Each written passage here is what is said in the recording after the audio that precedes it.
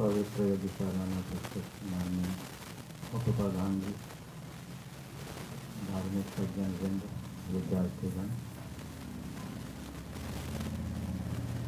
महर्षि दयानंद के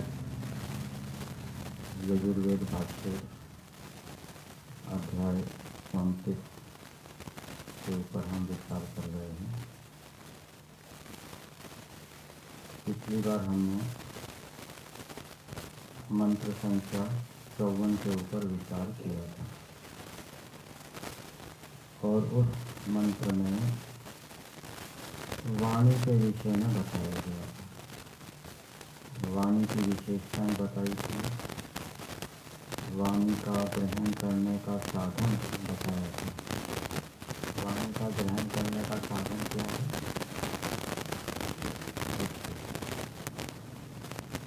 और वो वाणी दूसरे श्रेष्ठ विद्वानों को सुनानी चाहिए और वो श्रेष्ठ विद्वान लोग भिन्न भिन्न क्षेत्रों से उस वाणी को सुनकर उस वाणी के अंदर जो त्रुटियाँ हैं वो वक्ता को बताएं, जिससे कि वो फिर उन त्रुटियों का सुधार करे। वेद ईश्वर का प्रतिपादन करते हैं, लेकिन 54वें मंत्र में तो वाणी का विषय बताया गया है। तो इस मंत्र में वेद ईश्वर का प्रतिपादन कैसे है? वेद ईश्वर का प्रतिपादन करते हैं। 54वां जो मंत्र है वो ईश्वर का प्रतिपादन कैसे करता है?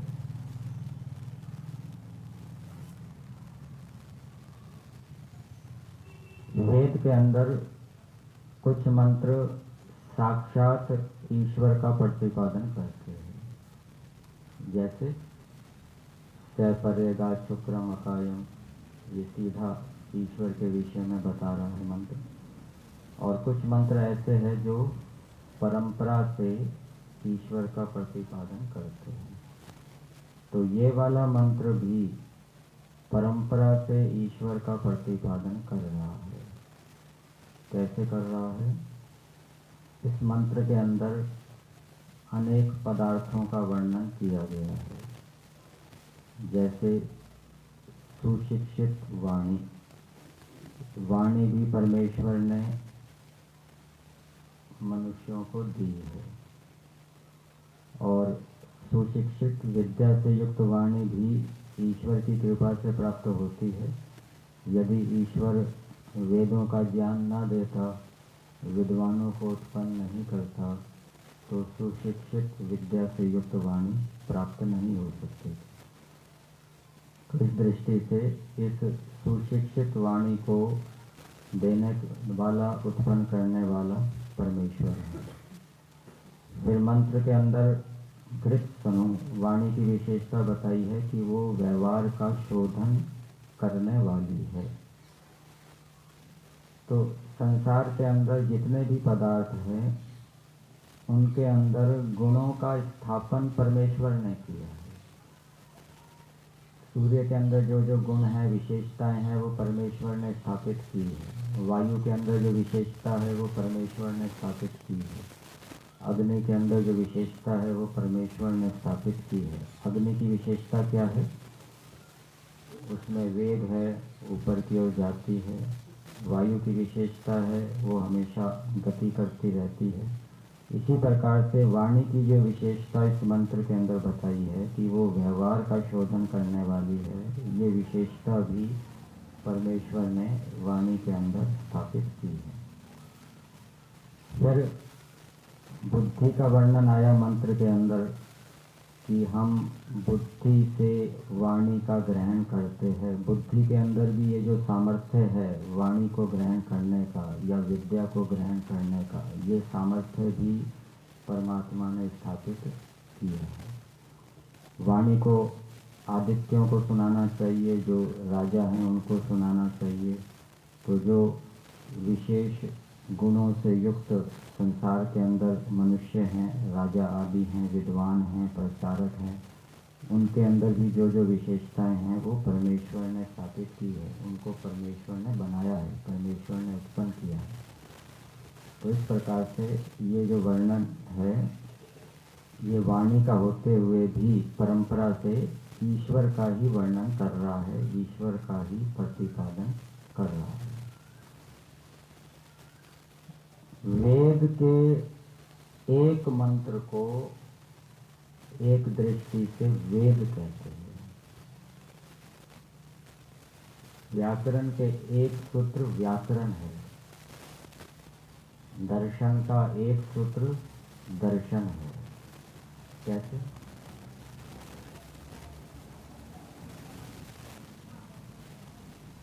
एक व्यपदेशीवत भाव होता है। व्यपदेशी कहते हैं मुख्य के समान मानना। जैसे किसी का एक ही पुत्र हो और किसी के 3 पुत्र हो, तो 3 पुत्रों में तो ज्येष्ठ और कनिष्ठ का व्यवहार हो जाता है, ये बड़ा है, ये छोटा है। लेकिन जिसका एक ही पुत्र हो तो वो क्या कहेगा? यही मेरा पुत्र बड़ा है, यही क्या है? छोटा है। तो उस एक को ही बड़ा कह दिया, छोटा कह दिया। इसी प्रकार से व्याकरण का एक सूत्र भी व्याकरण है। व्याकरण शब्द समुदाय के लिए प्रयोग हो रहा है। ज्येष्ठ कनिष्ठ का व्यवहार समुदाय में हो रहा है, लेकिन एक में भी वो व्यवहार हो गया। इसी प्रकार से एक मंत्र, एक सूत्र में भी वेद और व्याकरण या दर्शन का व्यवहार हो जाता है। अथवा इसको दूसरी दृष्टि से समझ सकते हैं। मनुस्मृति के अंदर श्लोक आता है, धर्म जिज्ञासमाना नाम परमाणम परमं श्रुति। वेद का प्रत्येक मंत्र धर्म का बोध कराता है। वेद का प्रत्येक मंत्र धर्म का बोध कराता है। जैसे किसी मंत्र में ईश्वर का ही वर्णन किया गया है, ईश्वर की ही स्तुति की गई है, तो वहाँ पर भी धर्म का बोध हो रहा है। क्या बोध हो रहा है? कि ऐसे ईश्वर की उपासना करो। वो स्तुति किस लिए की गई है, उसके पीछे तात्पर्य क्या है? उस ईश्वर की उपासना करनी चाहिए। ये जो मंत्र है 54, इसमें वाणी का विषय बताया गया है कि जो छोटे विद्वान हैं उनको अपनी वाणी बड़े विद्वानों को, श्रेष्ठ पुरुषों को सुनानी चाहिए।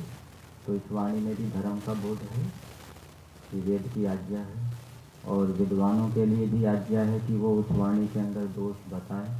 तो इस मंत्र के माध्यम से भी धर्म का बोध हो रहा है। इस कारण से ये मंत्र क्या है? वेद है। अथवा समुदाय में जिस शब्द का प्रयोग होता है, अवयव के लिए भी उस शब्द का प्रयोग हो जाता है। जैसे मोहन ने खीर खा ली। खीर शब्द किसके लिए प्रयोग हो रहा है? जो पाकशाला के अंदर जो पतीले के अंदर खीर है, लेकिन उस खीर से कुछ खीर थाली में निकाल दी, अब उसके लिए भी उसको भी खीर कहा जा रहा है। खीर का हिस्सा नहीं कहा जा रहा, खीर कहा जा रहा है। तो मोहन ने खीर खा ली, मतलब सारे समुदाय में से कुछ निकाल कर थाली में डाली गई, उसको खा ली। तो इसी प्रकार से सूत्र या मंत्र समुदाय का एक अवयव है। इसलिए जो जिस शब्द का प्रयोग समुदाय के लिए होता है, वेद शब्द का प्रयोग, व्याकरण शब्द का प्रयोग, दर्शन शब्द का प्रयोग मंत्रों के समुदाय, सूत्रों के समुदाय के लिए होता है, लेकिन एक मंत्र के लिए, एक शब्द के लिए भी उसका प्रयोग हो जाता है। एक ये सिद्धांत, और दूसरा कि प्रत्येक मंत्र धर्म का बोध कराता है, वेद भी धर्म का बोध कराता है। इस कारण से प्रत्येक मंत्र क्या है? वेद है। न्याय दर्शन के अंदर इतिहास को पांचवा वेद बताया गया है। वेदानाम पंचमः वेदः इतिहास। तो इतिहास को जो पांचवा वेद कहा गया है, उसका क्या तात्पर्य है? इतिहास से भी धर्म का बोध होता है। सत्यार्थ प्रकाश के तीसरे समोल्लास में श्लोक दिया है, श्रुति ही स्मृति ही सदाचारः स्वस्य च प्रियम आत्मनः एतत् चतुर्विधम आहु साक्षात धर्मस्य लक्षणम। इन चार के माध्यम से धर्म का बोध होता है। और इसमें एक दिया है सदाचार। सदाचार का मतलब क्या है? इतिहास, जो सज्जन पुरुष है उनका आचरण। सज्जन पुरुष केवल इतिहास में ऋषि मुनियों का इतिहास ही नहीं, उसके बाद भी जो अनेक सज्जन हुए, महापुरुष हुए, उनके जीवन के माध्यम से भी हम धर्म अधर्म का निश्चय कर सकते हैं, किस परिस्थिति में हमें कैसा व्यवहार करना है। तो इस कारण से इतिहास को भी पांचवा वेद कहा गया है। किस दृष्टि से कहा गया है? क्योंकि उससे धर्म का बोध होता है। आज का मंत्र है मंत्र संख्या 55। सप्त ऋषयः प्रतिहिताः शरीरे सप्त रक्षन्ति सदम अप्रमादम सप्त आपः स्वपतो लोकम ईयुः तत्र जागृतो अस्वप्नजौ तत्र सदौ च देवौ। इस मंत्र की भूमिका में दिया है शरीर और इंद्रियों का विषय इस मंत्र में बताया गया है। तो शरीर और इंद्रियों के विषय का वर्णन करते हुए भी ये मंत्र वेद का प्रतिपादन कर रहा है। इस मंत्र के अंदर जो शरीर की विशेषताएं बताई गई है, जो इंद्रियों की विशेषताएं बताई गई है, जो प्राण की विशेषताएं बताई गई है, वो विशेषताएं इन पदार्थों में किसने स्थापित की है? परमेश्वर, ईश्वर। तो इस प्रकार से ये मंत्र परंपरा से ईश्वर का प्रतिपादन कर रहा है। तो पहली बात बताइए, सप्त ऋषयः प्रतिहिताः शरीरे। 7 ऋषि इस शरीर के अंदर प्रतीत्या हितम, प्रतीति से धारण किए गए हैं। 7 ऋषि कौन कौन से हैं? इसके अंदर 5 ज्ञानेंद्रिय और मन और बुद्धि, ये 7 ऋषि बताए गए हैं। और ये प्रतीत्या हितम अर्थात प्रतीति से धारण किए गए हैं। प्रतीति का अर्थ होता है अनुभूति, स्पष्ट ज्ञान। ये स्पष्ट ज्ञान के माध्यम से शरीर के अंदर धारण किए गए हैं। अर्थात ये समझना चाहिए कि इन 7 ऋषियों के माध्यम से हमें ज्ञान होता है, बोध होता है। ऋषि शब्द ऋषि गतौ धातु से बनता है। गति के 3 अर्थ होते हैं, ज्ञान, गमन और प्राप्ति। तो ये 5 ज्ञानेंद्रियां हैं और मन और बुद्धि है, इनके माध्यम से हमें प्रत्यक्ष ज्ञान भी होता है। और फिर प्रत्यक्ष के आधार पर क्या होता है? अनुमान। अनुमान प्रत्यक्ष पूर्वक होता है। और उपमान, उपमान कैसे होता है? वो श्रोत्र इंद्रिय के माध्यम से होता है। जैसी गाय होती है वैसी नील गाय होती है। गाय को वो जानता है और उसको जानते हुए वो जंगल में जाएगा। वो गाय जैसी जिस प्राणी को देखेगा उसको निश्चय कर लेगा कि ये क्या है, नील गाय है। तो उपमान प्रमाण के माध्यम से जो बोध हो रहा है उसमें भी कारण क्या बन रहा है? श्रोत्र इंद्रिय बन रही है। अथवा आँखों से उसने पढ़ लिया कि जैसे गाय होती है वैसी नील गाय होती है, लिखा हुआ पढ़ लिया, प्रत्यक्ष हो गया। तो उसके माध्यम से फिर उसने उस नील गाय को जान लिया, उपमान प्रमाण का प्रयोग किया। अथवा किसी ने कहा तो श्रोत्र इंद्रिय का प्रयोग हो गया। और वहाँ पर ये अनुमान में मन भी काम करता है।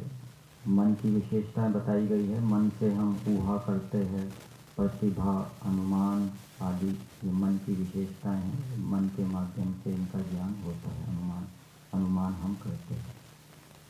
फिर दूसरी बात, इंद्रियों के माध्यम से हमें जो ज्ञान होता है, कई मनुष्यों को बोध भी हो जाता है।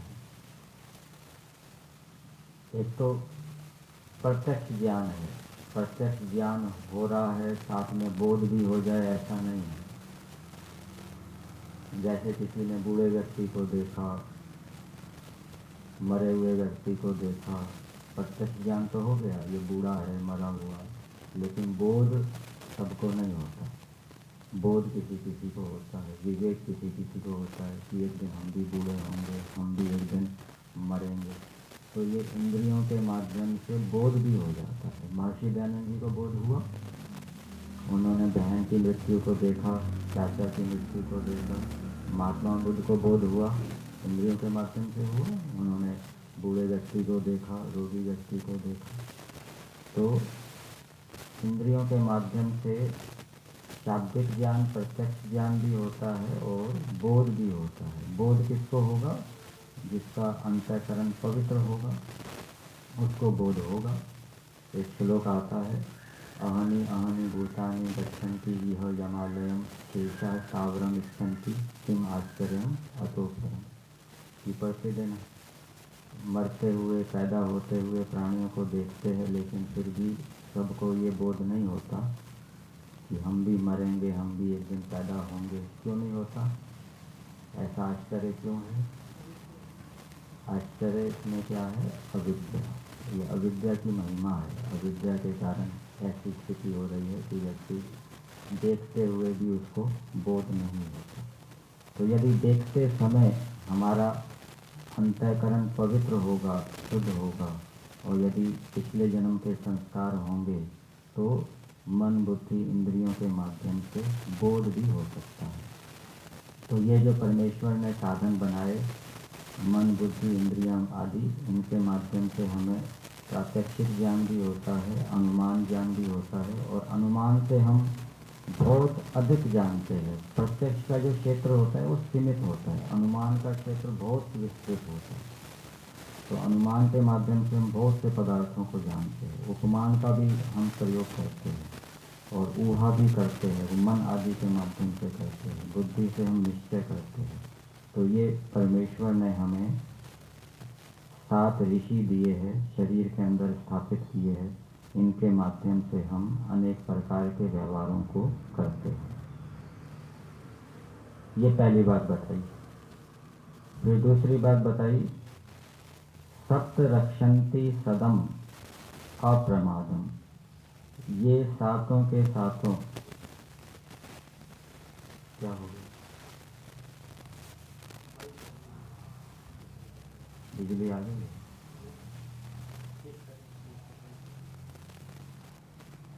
सप्त रक्षन्ति सदम अप्रमादम। ये जो 7 हैं, 5 ज्ञानेंद्रियां, मन और बुद्धि, ये शरीर की निरंतर रक्षा करते हैं। कैसे रक्षा करते हैं?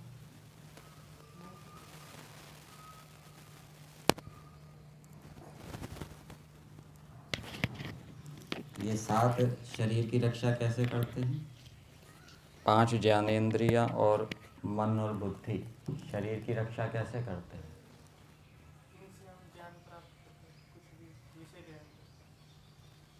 सड़क पर जा रहे हैं, पीछे से गाड़ी आ रही है, कैसे पता लगा? श्रोत इंद्रिय के माध्यम से। रास्ते में जा रहे हैं, सामने खड्डा आ गया, किससे पता लगा? नेत्र इंद्रिय से। नहीं तो खड्डे में गिरकर दुर्घटना हो सकती है, गाड़ी से दुर्घटना हो सकती है। कोई हम वस्तु खा रहे हैं तो चख कर भी पता लगता है कि ये ठीक है या खराब है, ठीक है। गाय तो सूंघ कर पता लगाती है कि ये खाने योग्य है, नहीं खाने योग्य। हम भी सूंघ कर पता लगाते हैं, सूंघ कर भी पता लग जाता है ये खाने योग्य है, नहीं खाने योग्य। दुर्गंध होती है तो हम उसको छोड़ देते हैं, ठीक गंध होती है तो उसको हम खा लेते हैं। तो इस प्रकार से ये नेत्र इंद्रियां है, नासिका इंद्रिय है, श्रोत्र इंद्रिय है, ये हमारी शरीर की क्या है, रक्षा करते हैं, नहीं तो हमारी हानि हो सकती है। मन और बुद्धि ये भी शरीर की रक्षा करते हैं, क्योंकि निश्चय किससे किया ये वस्तु ठीक है खराब है? निश्चय किसने किया? बुद्धि ने किया। पीछे से गाड़ी आ रही है, ये निश्चय किसने किया? बुद्धि ने किया। सामने गड्ढा है, उससे हानि हो सकती है, ये निश्चय किसने किया? बुद्धि ने किया। तो इस प्रकार से ये जो 7 ऋषि हैं ये हमारे शरीर की भी निरंतर रक्षा करते हैं, अप्रमादम। रात को रक्षा कैसे करते हैं? सोते समय। व्यवहार के समय तो चलो रक्षा करते हैं, सोते समय तो इंद्रियां तमोगुण के प्रभाव से निष्क्रिय हो जाती है, उस समय कैसे रक्षा करते हैं? भूकंप वगैरह आता है तो इंद्रिय और प्राण इंद्रिय सहायता करती है, तभी पता लगता है, फिर जाग जाते हैं। सोते समय भी बाहर मान लीजिए कोई घटना हो गई तो तुरंत बलात् वो विषय क्या है हमारे मन के अंदर आ जाता है इंद्रिय के माध्यम से, और हमारी नींद क्या है, खुल जाती है। मान लीजिए सोते समय अचानक बहुत तेज़ी से बिजली कड़की तो अचानक नींद भी खुल सकती है, ठीक है ना। तो ये इंद्रिय के माध्यम से और हम बच सकते हैं। तो ये सोते समय भी ये इंद्रिय क्या है, हमारी रक्षा करती है। और मान लीजिए ऐसी कोई घटना नहीं घटी, सामान्य परिस्थिति है बाहर, तो उस समय तो इंद्रियां रक्षा नहीं करेगी। उस समय कौन रक्षा करेगा? मन और बुद्धि। मन और बुद्धि रक्षा करेंगे। मन भी सोते समय काम करता रहता है। शरीर के अंदर जो प्राण काम कर रहे हैं वो किसकी प्रेरणा से कर रहे हैं? मन की प्रेरणा से कर रहे हैं, वो मन से जुड़े हुए हैं। और सोते समय भी हमें सुख की अनुभूति होती है, दुख की अनुभूति होती है। सुख का निश्चय करते हैं, दुख का निश्चय करते हैं, लेकिन हमें वो पता नहीं लगता कि हम सुख की अनुभूति कर रहे हैं। दिन के समय तो हम कोई अच्छा दृश्य देखते हुए सुख का अनुभव करते हैं, अच्छा विषय का सेवन करते हुए सुख की अनुभूति करते हैं। लेकिन सोते समय भी हमें सुख की अनुभूति होती है, लेकिन पता नहीं लगता। बुद्धि उस समय निश्चय तो करती है, लेकिन उस समय हमें बोध नहीं होता। क्यों नहीं बोध होता? क्योंकि उस समय तमोगुण का प्रभाव होता है, और जब तमोगुण का प्रभाव हट जाता है, हम फिर सवेरे जागते हैं, तो फिर सवेरे उठने पर स्मृति आती है कि आह, आज मैं रात को सुखपूर्वक सोया, अथवा आज रात को मेरी अच्छी नींद नहीं आई। ये सोते समय बुद्धि ने निश्चय किया, तभी तो ये स्मृति आ रही है। और फिर उस स्मृति के आधार पे, जो बुद्धि ने निश्चय किया उसके आधार पे जो स्मृति हुई, उसके आधार पे फिर हम आगे का सोना कैसे करना है ये हम विचारते हैं कि हमारी आगे की नींद, अगले दिन जो हमें सोना है वो हम ठीक प्रकार से सोएं, उसके ऊपर हम विचार करते हैं। और रात को नींद अच्छी प्रकार से क्यों नहीं आई उसके ऊपर भी हम विचार करते हैं। उस पहले की जो घटनाएं हैं, पहले दिन की उसकी घटनाओं के ऊपर विचार करते हैं। तो वहाँ स्मृति आदि किसके माध्यम से उठाते हैं? मन है, बुद्धि है। तो इस प्रकार से ये सोते समय भी ये 7 जो ऋषि हैं वो हमारी रक्षा करते हैं। तो एक प्रकार से ईश्वर हमारी जागृत अवस्था में भी रक्षा कर रहा है, सोते हुए भी रक्षा कर रहा है। ये तो इंद्रियों का कथन है, लेकिन ये इंद्रियां किसकी व्यवस्था से काम कर रही है? परमेश्वर की व्यवस्था से काम कर रही है। तो दूसरे शब्दों में क्या कहेंगे कि परमेश्वर सोते समय भी हमारी रक्षा करता है शरीर की, और जागृत अवस्था में भी हमारी रक्षा करता है, अप्रमादम, बिना किसी प्रमाद के। फिर आगे बताया, सप्त आपः स्वपतो लोकम ईयुः। सप्त आपः, ये जो 7 ऋषि हैं, ये सारे शरीर को व्याप्त हैं। आपः, ये सारे शरीर को व्याप्त हैं। तो नेत्र इंद्रिय तो सारे शरीर में व्याप्त है नहीं, श्रोत्र इंद्रिय भी सारे शरीर में व्याप्त नहीं है, लेकिन जो त्वचा इंद्रिय है वो सारे शरीर में क्या है? व्याप्त है। तो त्वचा के माध्यम से हमें शरीर के अंदर किसी भी हिस्से में हमें कुछ कष्ट हो रहा है, दर्द हो रहा है, तो हमें बोध हो जाता है। तो त्वचा की दृष्टि से हम कह सकते हैं कि ये सारे शरीर के अंदर व्याप्त है। जैसे त्वचा सारे शरीर में व्याप्त है, तो त्वचा के अंदर कहीं हमें कुछ दर्द हो रहा है या घाव हो गया, उससे पीड़ा हो रही है, तो पीड़ा का बोध होता है, वहाँ पर मन और बुद्धि का भी सहयोग रहता है। तो त्वचा के साथ मन और बुद्धि भी जुड़े हुए हैं। तो इस दृष्टि से कह सकते हैं मन, बुद्धि और त्वचा ये क्या है? सारे शरीर के अंदर व्याप्त हैं। फिर अगली बात बताई, स्वपतोः लोकम ईयुः। जो सोता हुआ मनुष्य है उसको ऐसे मनुष्य की ये जो 7 ऋषि है, ये लोकम ईयुः, जीवात्मा को प्राप्त होते हैं। सोते समय ये जो 7 ऋषि है ये जीवात्मा को प्राप्त होते हैं। जीवात्मा को प्राप्त होने का मतलब क्या है? इसको उल्टा करके देखें। जागते समय ये जो 7 ऋषि हैं ये बाहर के विषयों को प्राप्त होते हैं, बाहर के विषयों का ग्रहण करते हैं, बहिर्मुखी होते हैं। आत्मा क्या है? बाहर तो है नहीं, आत्मा है अंदर। तो इसका तात्पर्य ये लेना चाहिए कि सोते समय ये जो 7 ऋषि हैं ये अंतर्मुखी होते हैं। ठीक है। लोकम, यहाँ पर लोकम का अर्थ किया है जीवात्मा। जीवात्मा को लोक क्यों कहते हैं?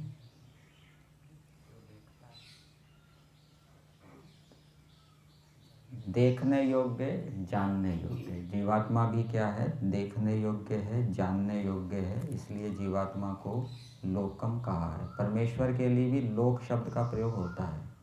परमेश्वर भी जानने योग्य है। और भूमि के लिए भी लोक शब्द का प्रयोग होता है। भूलोक, अंतरिक्ष लोक, द्युलोक, ये भी जानने योग्य है। इनके भी गुणकर्म स्वभावों को जानना चाहिए। भूमि के भी गुणकर्म स्वभावों को जानना चाहिए, आत्मा के भी गुणकर्म स्वभावों को जानना चाहिए। फिर अगली बात बताई, तत्र, तत्र शरीर के लिए आएगा। शरीर में जागृतः, जागते हुए के, अस्वप्नजौ सत्र सदौ देवौ।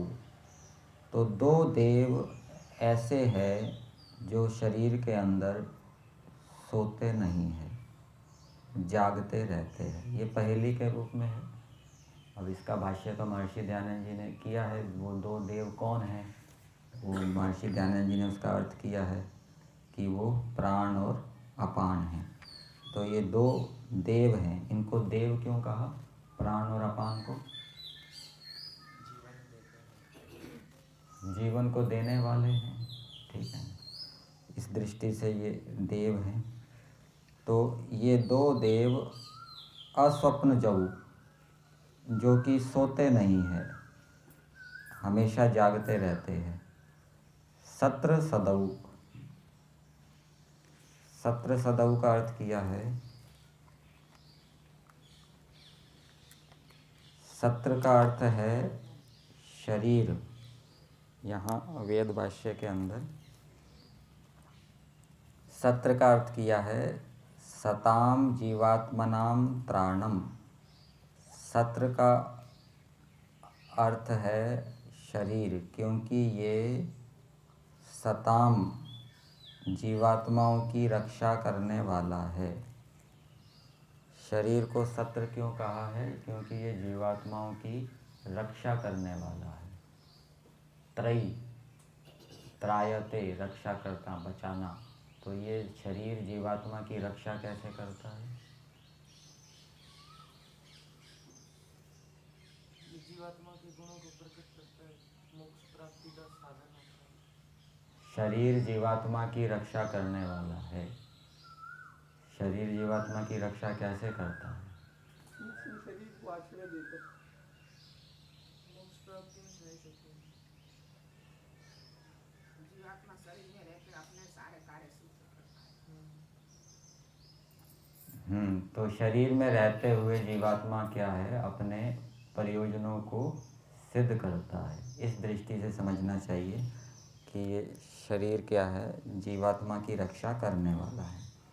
तो ऐसा जो शरीर है सत्र, तत्र सीधतः, उसमें जो रहने वाले हैं, तो ये सत्र सदौ, ये प्राण और अपान के विशेषण हैं जो रक्षा करने वाले शरीर के अंदर बैठे हैं, स्थित हैं।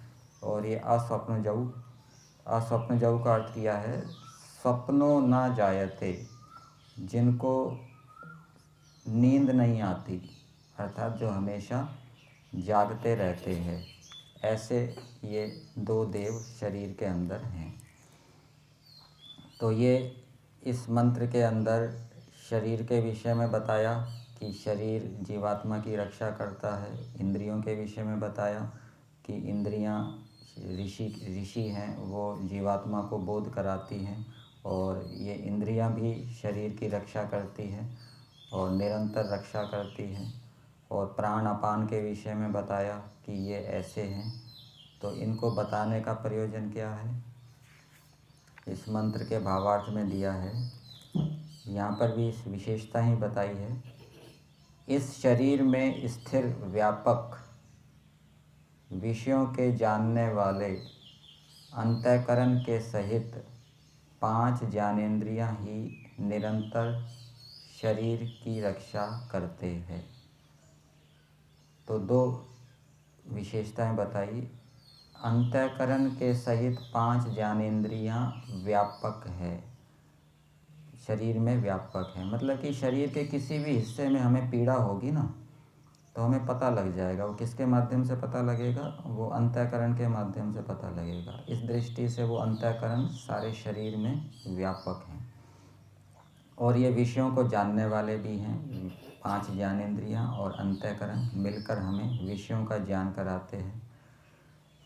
निरंतर ये शरीर की रक्षा करते हैं और जब जीव सोता है तब उसी को आश्रय कर तमोगुण के बल से भीतर को स्थिर होते हैं। मतलब कि वो बाहर का ज्ञान नहीं करते और अंतर्मुखी हो जाते हैं, किंतु बाह्य विषय का बोध नहीं कराते। और स्वप्न अवस्था में जीवात्मा की रक्षा में तत्पर तमोगुण से न दबे हुए प्राण और अपान जागते हैं। तो ये प्राण और अपान ऐसे हैं जो जिनके ऊपर तमोगुण का प्रभाव नहीं होता। ये तमोगुण से क्या है? दबते नहीं हैं। तो इनका उदाहरण लेते हुए मनुष्यों को भी इस प्राण उपान से शिक्षा लेनी चाहिए। मनुष्य अपने आहार विहार के कारण राजसिक, तामसिक, सात्विक हो जाता है। तो ये जो देव हैं प्राण अपान, ये मनुष्यों को प्रेरणा दे रहे हैं कि हे मनुष्यों, तुम इनके समान बनो, कभी तमोगुण से प्रभावित ना हो। जागृत अवस्था में भी मनुष्य तमोगुण से प्रभावित हो जाता है। एक तो स्वाभाविक रूप से तो होता ही है सोते समय, वो तो आवश्यक है, निद्रा आवश्यक है, लेकिन जागते समय तो कम से कम तमोगुण से प्रभावित नहीं होना चाहिए। तो ये प्रेरणा हमें इन प्राण अपान से लेनी चाहिए कि जो कभी तमोगुण से प्रभावित नहीं होते, हमें भी तमोगुण से प्रभावित नहीं होना चाहिए जागृत अवस्था में। और जागृत अवस्था में तमोगुण से प्रभावित कब होता है? जब शक्ति से अधिक व्यायाम करेगा, शक्ति से अधिक मेहनत करेगा, शक्ति से अधिक भोजन करेगा तो उसके कारण क्या है, तमोगुण शरीर के अंदर उभर जाएगा और फिर तमोगुण के कारण फिर नीच गति को प्राप्त होगा। गुणों के कारण जीवात्माओं को भिन्न भिन्न प्रकार की गति प्राप्त होती है। तो तमोगुण से न दबे हुए प्राण और अपान जागते हैं, अन्यथा यदि प्राण अपान भी सो जावें तो मरण का ही संभव करना चाहिए। तो ये प्राण और अपान एक प्रकार से ये परमेश्वर के हाथ भी कहे गए हैं। ये परमेश्वर के हाथ है। शरीर के अंदर, गर्भ के अंदर जो बालक का निर्माण होता है उसमें भी ये प्राण अपान रहते हैं। परमेश्वर के प्राण अपान रूपी हाथों से गर्भ के अंदर शरीर का निर्माण होता है। जैसे मूर्तिकार है वो हाथ से मूर्ति बनाता है, चित्रकार है वो हाथ से चित्र बनाता है, इसी प्रकार से ये जो प्राण और अपान है ये एक प्रकार से परमेश्वर के हाथ समझने चाहिए, जिसके माध्यम से परमेश्वर गर्भ के अंदर शरीर के अवयवों का निर्माण करता है और ये निरंतर शरीर की रक्षा करते रहते हैं। तो इस प्रकार से परंपरा से परमेश्वर की स्तुति की गई है। तो ऐसे ईश्वर की, जिस परमेश्वर ने हमें ये 7 ऋषि दिए हैं जिनके माध्यम से हमें अनेक विषयों का बोध होता है और जिनके माध्यम से हम अपने प्रयोजनों को सिद्ध करते हैं, ऐसे ईश्वर की आज्ञा का पालन करना चाहिए। यद्यपि भावार्थ के अंदर ये दिया नहीं है, तो ये तात्पर्य समझना चाहिए। ठीक, इसमें कुछ पूछना है तो प्राण और अपान जो